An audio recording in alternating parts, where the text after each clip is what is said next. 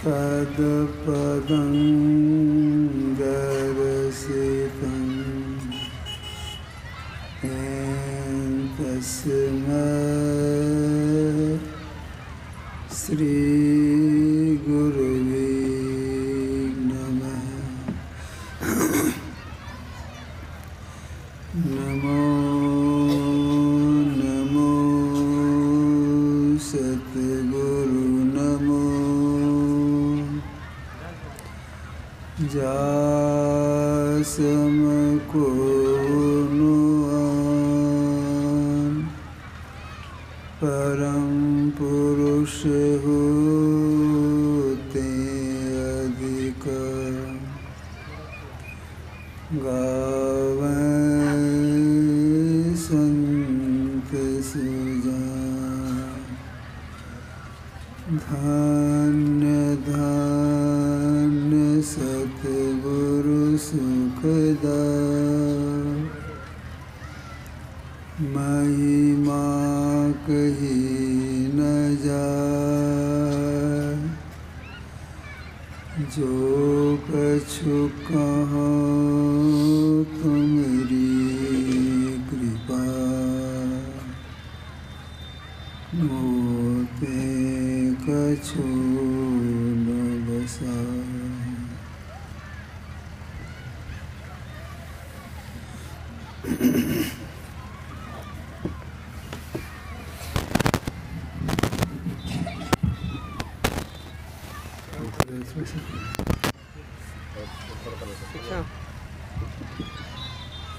बुध मंगलमय साधु समाजे, धर्म प्रेमी सज्जनों, माताओं एवं बहनों। जब तक सत्संग होता रहे बिल्कुल शांत भाव से बैठे रहना चाहिए। हलचल नहीं करना चाहिए। सत्संग में सुनने की प्रधानता बताई गई है। सुनाने के लिए इतना खर्च किया जाता है। तो आप जितने पंडाल में बैठे हैं करीब करीब सब शांत हैं, लेकिन पंडाल के पीछे कुछ बच्चे शोरगुल मचा रहे हैं, उसकी आवाज़ यहाँ आती है। कोई बड़े आदमी जा कर के उन बच्चों को वहाँ से हटा दें। एक बात। दूसरी बात यह है, पंडाल में सटा करके झुलवा बना दिया है, बच्चा उस पर कूद रहा है, उससे आवाज़ होती है, बच्चा शोरगुल करता है। सत्संग कराने वाले को पहले ही चाहिए कि पंडाल के बगल में झुलवा नहीं लगावे। अब लगा दिया है तो उसको जा कहिए कि जब तक कि सत्संग होता रहे उसको बंद कीजिए, किसी बच्चे को झूलने मत दीजिए।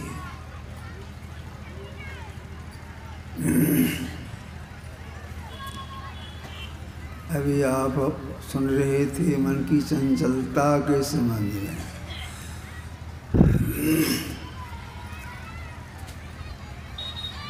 एक गरीब व्यक्ति काम खोजने के ख्याल से अपने घर से बाहर निकली। कहीं काम मिल जाए, कुछ पैसा मिले तो परिवार का भरण पोषण हो, इस ख्याल से।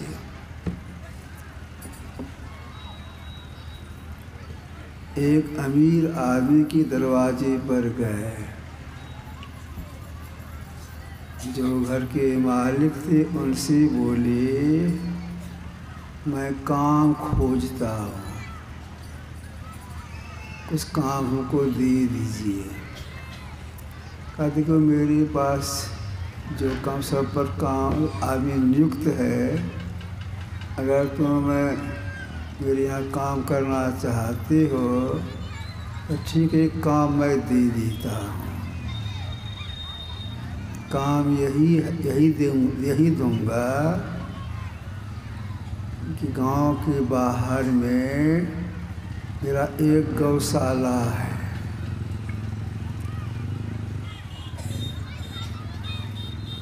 उस गौशाला में केवल 50 बैल है, गाय नहीं है, बच्चे नहीं हैं, 50 बैल है। तुम गौशाला जाओ,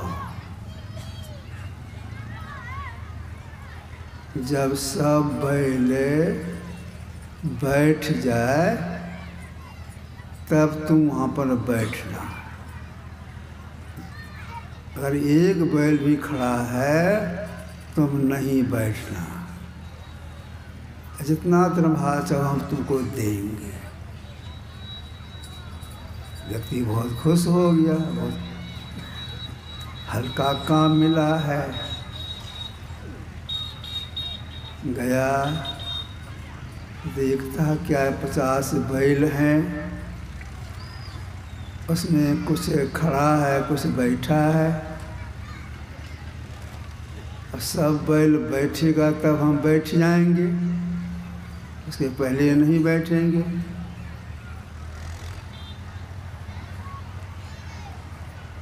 खड़ी है चुपचाप।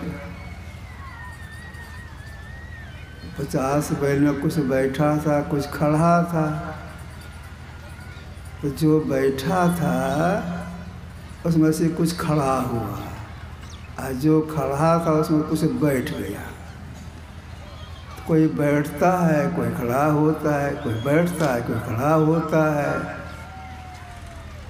1 दिन हो गए, 2 दिन हो गए, 3 दिन हो गए, सब बैल के बार की बैठता नहीं है। बेचारे परेशान हो गए। सब बैल बैठेगा तब हम बैठेंगे, तब दरबार मिलेगा, और सब बैल के बार की बैठता नहीं है। आया मालिक के पास, कहा हम काम नहीं कर सकेंगे, जो पैसा देना दे दीजिए, हम चले जाएंगे। यही हाल मन का है।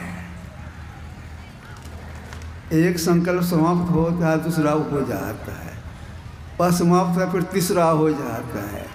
तो जब से जगते हैं कितना संकल्प हुआ, कितना पीछे हटा, गिन सकते हैं? नहीं गिन सकते हैं।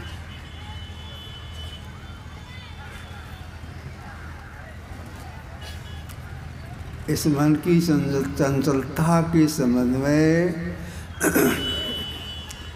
अयोध्या में एक थे उच्चकोट के महापुरुष संत कबीर साहब, संत पलटू साहब, इन्होंने कहा, ना प्यों चारों खूट थावे समुद्र को, थप सब पर्वत को तौल फिरे सब पर्वत को तौल फिर बूंद को, हारा सब संसार बात है फिर का, अरे हारे पलटू नहीं लागे हाथ जो 40 सिर का। क्या कहा इन्होंने? नापे चारों खूंट थावे समुद्र को, सब पर्वत को तौल गिनाए फिर बूंद को, हारा सब संसार बात है फिर का, अरे हारे पलटू रहने लागे हाथ जो 40 सिर का। मतलब क्या हो गया? नापे चारों खूंट, 4 धाम है। कोई एक व्यक्ति चारों धामों की दूरी को अपने हाथ से नाप ले, नहीं नाप सकेंगे। बहुत सी नदी है, समुद्र है, कैसे नापेंगे? असंभव है। कहे कोई कर ले, इसको मान लीजिए थोड़ी देर। थावे समुद्र को, प्रशांत महासागर को बहुत गहरा बताया गया है, उसका कोई था पा ले असंभव है, या कोई कर ले लेकिन मन बस में नहीं होगा। फिर आगे कहा सब पर्वत को तोड़, सब पर्वत को, जितना पर्वत संसार में, अपने से हथौड़ी इसको तोड़ी, तोड़ नहीं सकेंगे। तर्जुआ पर तौले कितना वजन हुआ, कर सकेंगे? नहीं कर सकेंगे। इतना काम कोई कर ले। बरसात के मौसम में ऊपर से वर्षा हो रही है, बरसात हो रहा है, बरसात की बूंद को कोई गिन ले, संभव है? संभव नहीं है। ये कह रही हैं इतना काम कोई कर ले, संभव हो सकता है, लेकिन यह मन इतना चंचल है, इसको बस में करना आसान है, आसान नहीं है। 40 सिरका पहले मन होता था, अब किलो हो गया है। मन बहुत शैतान है।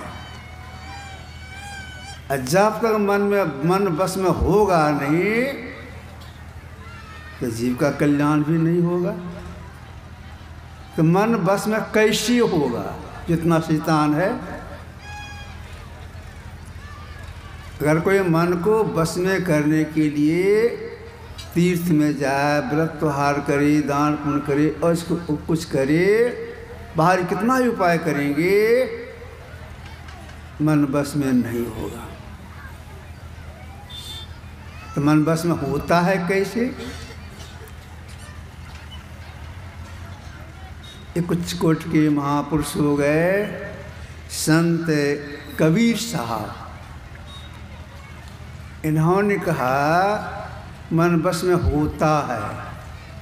कैसे होता है? शब्द खोज मन बस करे, सहज जोग है ये, सत्य सब निज सार है, यह तो झूठी दी, और कुछ उपाय नहीं है। शब्द खोज मन बस करे, एक शब्द की खोज करने से मन बस में हो जाता है। तो आप कहेंगे कौन शब्द को खोज करने से मन बस में होता है?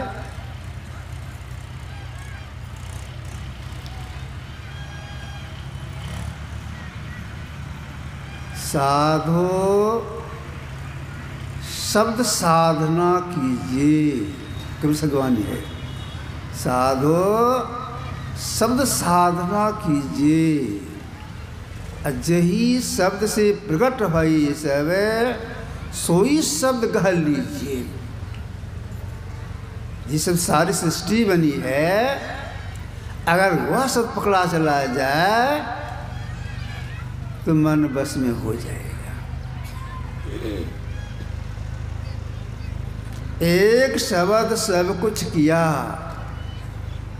ऐसा समर्थ सोई, आगे पीछे तो करे जो बलहीना हो। एक शब्द सारी सृष्टि हुई है। एक बार की इस शब्द का कोई खोज लेती है, पकड़ लेती है तो मन बस में हो जाता है। भजो सत्यनाम सत्यनाम सत्यनाम एक, सत्यनाम के आधार पर स्थिर है संसार, जाने संतन विचार, भजो सत्यनाम एक, गुरु की वाणी है। सत्यनाम के आधार पर स्थिर है संसार। जिस नाम पर, जिस शब्द के बल पर संसार टिका हुआ है, अगर शब्द की पकड़ हो जाए तो मन बस में हो जाएगा। अब विचार में यह है, इस शब्द के पकड़ से मन बस में होगा, वह शब्द कैसे पकड़ा जाएगा, इसके लिए क्या करना होगा? तो महापुरुषों का कहना है, अगर आप एक शब्द को पकड़ना चाहती, एक शब्द को सुनना चाहती हैं, इसको महापुरुषों का आदि शब्द कहा, अस्फोट उदित प्रणव ध्वनि कहा, राम नाम कहा, उल्टा नाम कहा, तो तो आपको यह काम करना होगा। शब्द की खोज, एक शब्द की पकड़ के लिए आपको कुछ करना होगा और क्रमशः करना होगा। क्रमशः में क्या करना होगा? क्रमशः सबसे पहले स्थान का चयन करना होगा। कहाँ बैठ के हम करेंगे यह साधना? हलचल स्थान में काम नहीं होगा। एकांत स्थान चाहिए, कान में बाहरी आवाज़ न जाने पावे। एकांत स्थान में बैठना चाहिए। एकांत स्थान में बैठ गए, खोज कर एकांत स्थान, एकांत में बैठे। अब एक शब्द की खोज करने के लिए क्या करने के लिए महापुरुषों ने कहा? सबसे पहले महापुरुषों ने कहा कि आपको ऐसे बैठना होगा, देर तक बैठना होगा। बैठने कला बता देते हैं और देर तक बैठने की आज्ञा देते हैं। बस कम कीजिए, सब देर तक बैठना होगा। जब तक देर तक बैठेंगे नहीं, एक शब्द की पकड़ होगी नहीं, मन बस में होगा नहीं। जितने बड़े बड़े महापुरुष को इसको यही कहना है कि देर तक बैठना ही पड़ेगा। बैठने का अभ्यास करना पड़ता है, एक बात। अब दूसरी बात, करेंगे क्या?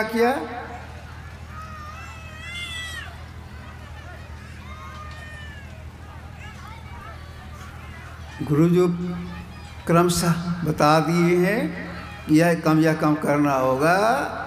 उसमें एक नंबर में है परमात्मा के किसी एक नाम का जप। दादू सृजनहार के कीर्ति नाम अनंत।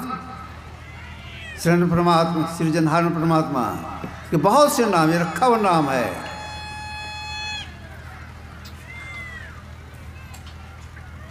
जिस बच्चे के हाथ में पोपी आवाज़ करता है, उसके बगल में जो बड़े आदमी है, उसकी माँ है, उसके हाथ से ले लीजिए। बाधा होती है, ख्याल बंटता है कहने में सुनने में।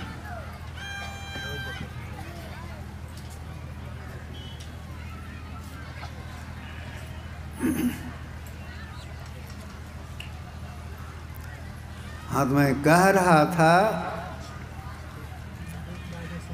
एक नाम का जप।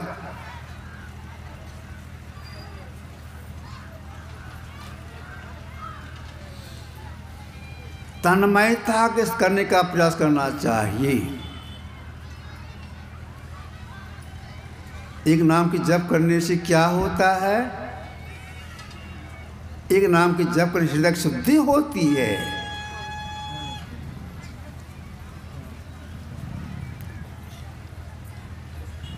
तो एक नाम का जप करना चाहिए पहले। सत्संग कराने वालों को चाहिए कि बच्चों को हटा दें वहाँ से।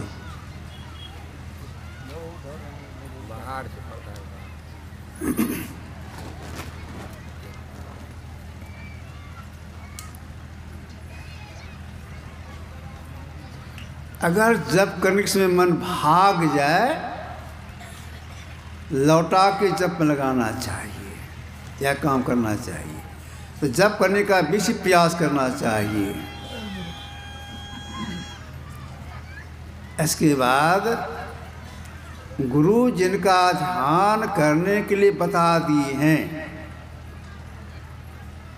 उनके रूप का ध्यान करना चाहिए।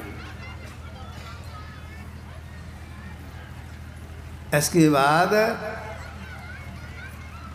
ये जो दो आँखें हैं, और दोनों आँखों से दृष्टि की धार निकल रही है, समांतर रेखा में निकल रही है। समांतर रेखा से मतलब सीधा चलती है। इससे हम लोग रात में ताराओं को देखते हैं, उसके ऊपर भी देख लेते हैं, जिसका सटती नहीं है, समांतर रेखा में चलती है। गुरु बता देते हैं कि यहाँ पर देखिए, दूरी पर देखिए, उनके बताए निशाने पर अगर कोई देखती है तो देखते देखते दिशधार अपने आप टकरा करके एक होती है, सट जाती है। तो देखने कला से देखेंगे तब सटेगी, उतनी ही दूरी पर सटेगी, उससे कम और बेसी में नहीं।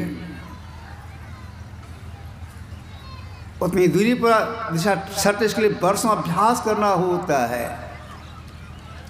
तो जो दिशाधार समुद्र रेखा में चलती है कितनी दूरी पर जाके सटती है?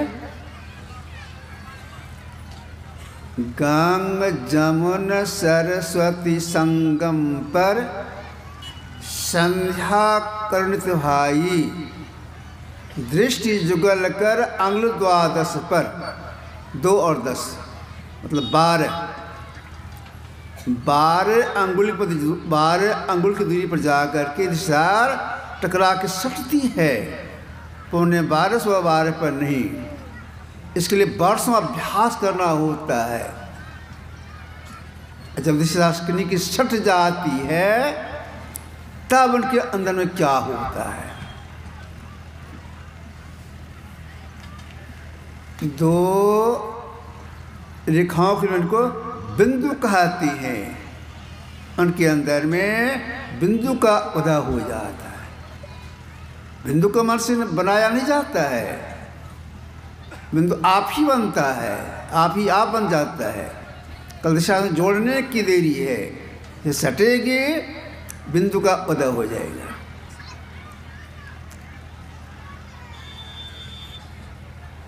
जो उस बिंदु को देखती हैं वही बिंदु जीवात्मा को आगे सरकाता है, कुछ दृश्य को दिखाता है, सुनाता है। गुरुदेव साधना करके संत बन गए, तब इन्होंने कहा बिंदुनाथ अगम तुम्हें ले जाएंगे, अरे हारे में ही ज्योति मंडल सहनाथ की सैर दिखाएंगे। को अगर बिंदु को देखते हुए वहाँ पर नाद भी सुनते हैं, शब्द भी सुनते हैं, तो वही बिंदु और नाद जीव को आगे बढ़ाता है। तो अपने अंदर में नाद सुनते, शब्द सुनते हैं। कौन सा शब्द है? उसको महापुरुषों ने कहा अनहद शब्द है, बहुत है कसर, अनगिनत। उस अनगिनत शब्दों में एक शब्द है जिसका केंद्र परमात्मा है, उसी से सारी सृष्टि बनी है। वह शब्द बेरोक चलता है, वो रोक नहीं सकता है। आदि शब्द सृष्टि के अंतस्थ करण में घुस करके बेरोक चलता है, आदि शब्द। अब अनहद शब्दों में उस एक शब्द की खोज करने के लिए कि महापुरुष के शरण में जाना पड़ता है। अगर महापुरुष के शरण में नहीं जाएंगे तो लाख प्रयास करेंगे, उस शब्द की खोज नहीं कर सकेंगे। अगर कोई यह सोचे उस शब्द की पकड़ के लिए हमें विद्याधन करेंगे, तपस्या करेंगे और तपस्या करेंगे, शरीर को कष्ट देंगे, तपस्या करेंगे, तो नहीं होगा।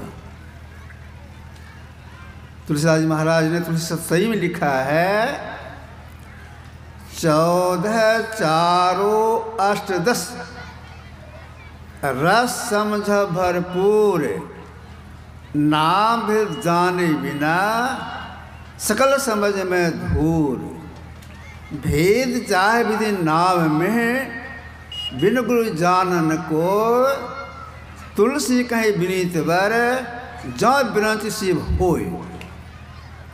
क्या कहा इन्होंने? अगर कोई बहुत शास्त्रों का अध्ययन कर ले, वेद पुराण आदि का अध्ययन कर ले, एक शब्द की प्राप्ति नहीं होगी।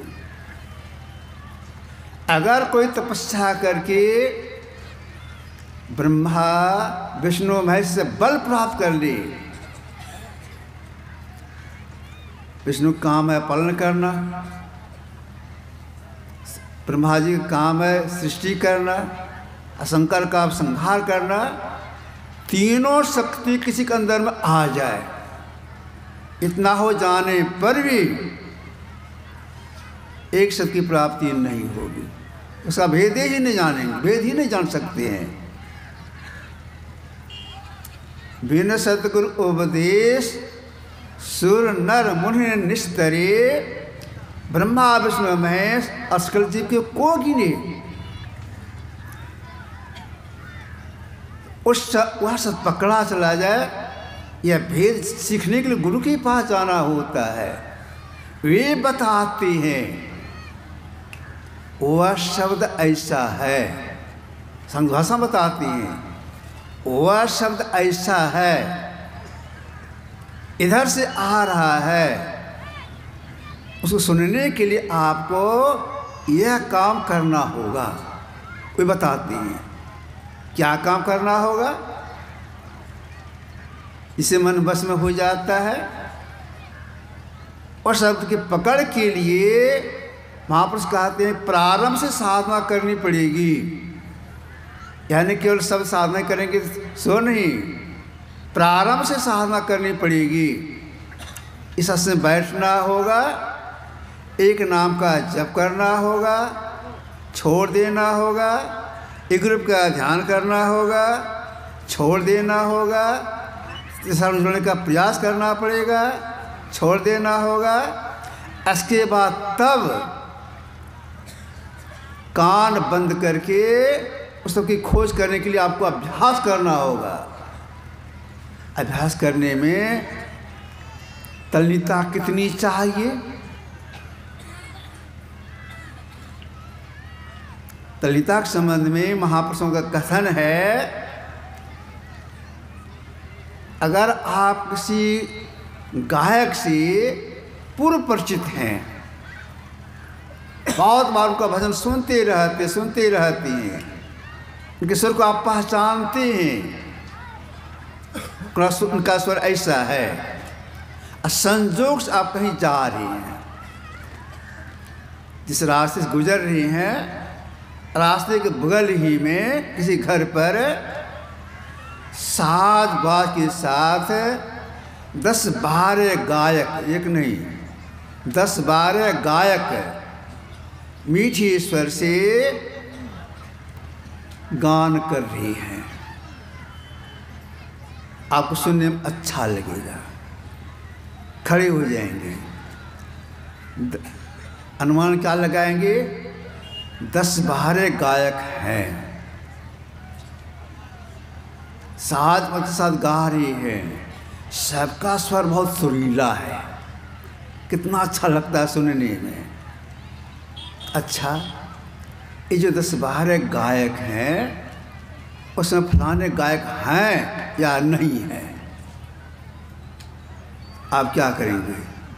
खड़े होकर के 10-12 गायक जो गा रहे हैं साजबाज के साथ, उसमें एक स्वर की खोज करेंगे, पहचानने का अभ्यास करेंगे।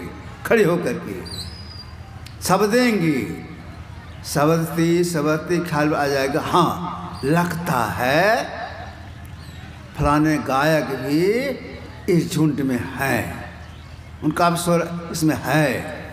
अब हाँ या नहीं है, जाएंगे देखने के लिए सही में ये गायक भी झुंड में है।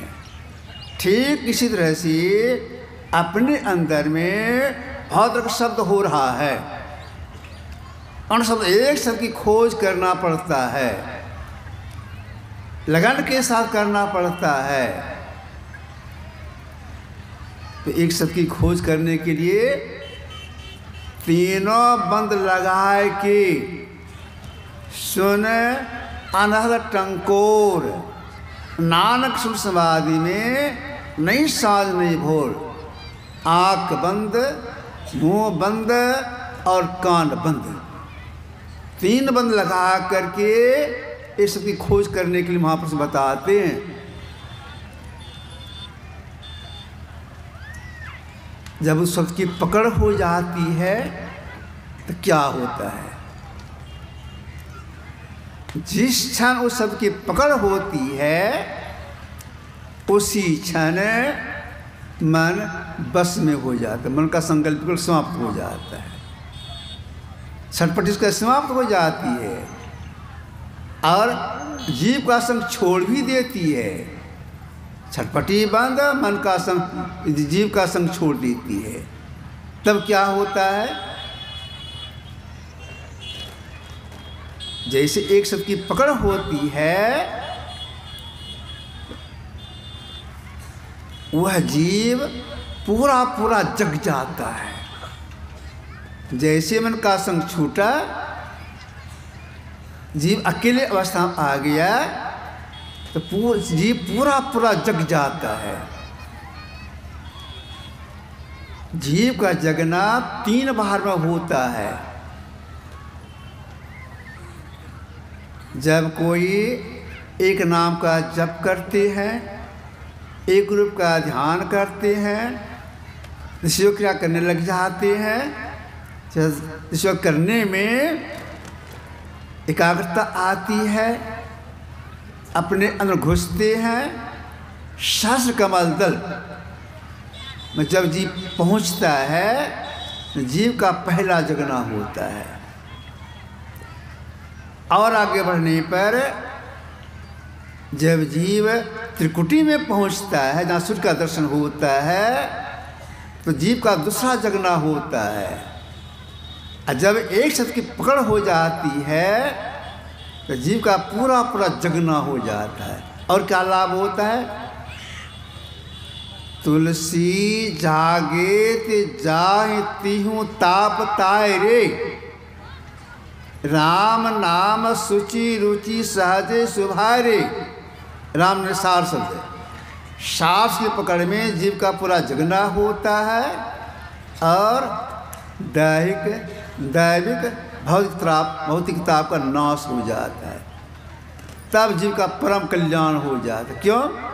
इसलिए कि जीव की आत्मदृष्टि खुल जाती है। उसी आत्मदृष्टि से अपना परम साक्षात्कार होता है। तो बाहरी उपाय से नहीं, इसके लिए मन को बस में करने के लिए, उससे अलग होने के लिए, अपने अंदर में चलने के लिए महापुरुष बताते हैं। जो जहाँ से चलते हैं, हम जीव जागृत अवस्था में दोनों भावों के बीच में है। एक शक्ति की खोज करने के लिए आँख से नीचे पिंड का भाग है, ऊपर ब्रह्मांड का भाग है। ऊपर चलने के लिए महापुरुषों ने कहा, ऊपर चलने की प्रक्रिया यही है। एक नाम का जप करना होगा, एक रूप का ध्यान करना होगा, ध्यान करना होगा। कर्म से चलते जा रहे हैं और आगे बढ़ने के लिए एक शब्द की खोज के लिए शब्द साधना करनी पड़ेगी। तब एक शब्द की पकड़ हो जाएगी, सब मन का संग छूट जाएगा। यह काम कौन कर सकती है? हम मनुष्य जीव आत्मा कर सकती हैं। गाय में जीव है, वह बेचारी नहीं कर सकती है, उसको यह ज्ञान नहीं है। हम मानव कर सकते हैं यह काम, तो कर सकती हैं, लेकिन इसमें हम सफल कैसे होंगे? अगर इस काम में सफल होना चाहती हैं तो इसमें कुछ संयम करना पड़ता है। जब तक संयम करेंगे नहीं, उसकी पकड़ होगी नहीं, अजीव का परम कल्याण होगा नहीं। क्या क्या संयम करने के लिए महापुरुष बताते हैं। अपने देश में चिकोट के महापुरुष हो गए भगवान महावीर। ये भगवान बुद्ध समकालीन थे। इन्होंने कहा है आत्मशोधक मनुष्य के लिए, मतलब आत्मा का साक्षात्कार करने के लिए आत्म साक्षात्कार कैसे होता है? एक शब्द की खोज में यही कह रही हैं, आत्मशोधक मनुष्य के लिए शरीर का श्रृंगार, स्त्री पुरुषों का संसर्ग, पौष्टिक स्वादिष्ट भोजन तालपुट विष के समान महान भयंकर है। तालपुट विष के लिए कहा जाता है बहुत मीठा होता है,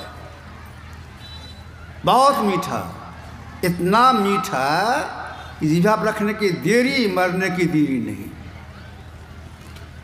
इतना मीठा। मतलब क्या हो गया? अगर तीन में कुछ भी करते रहेंगे मन आपका चंचल रहेगा, अंतर साधना नहीं होगी। कौन कौन तीन काम निषेध क्या? भगवान महावीर ने तो आत्मशोधक के लिए, मनुष्य के लिए एक नंबर में शरीर का श्रृंगार। अगर शरीर को आप सजाते रहेंगे आपका मन चंचल होता रहेगा, आपसे साधना नहीं होगी। स्त्री पुरुषों का संसर्ग से मतलब है अगर आप ब्रह्मचर्य का खंडन करते रहेंगे आपसे यह साधना नहीं होगी।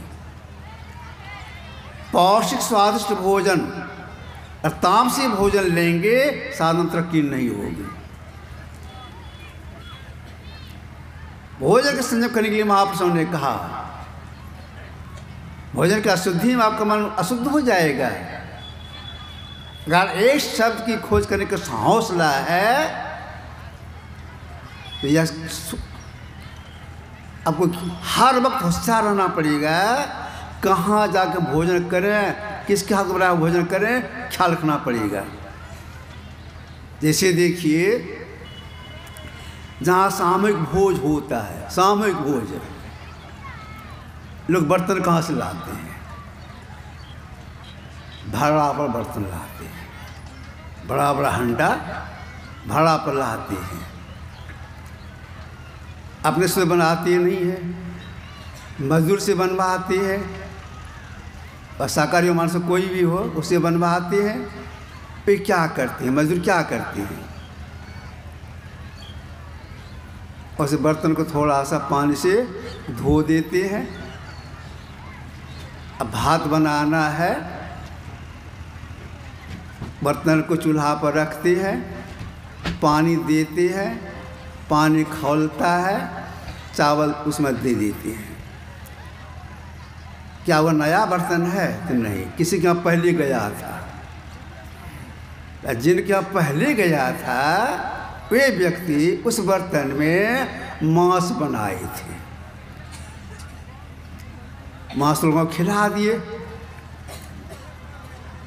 बर्तन रखा हुआ है, अब जिनका आप बर्तन में ले जाएंगे किसी से थोड़ा सा धुलवा देती हैं, सवारी पर रखते हैं, जहाँ बर्तन रख वहाँ जगह रख देती हैं।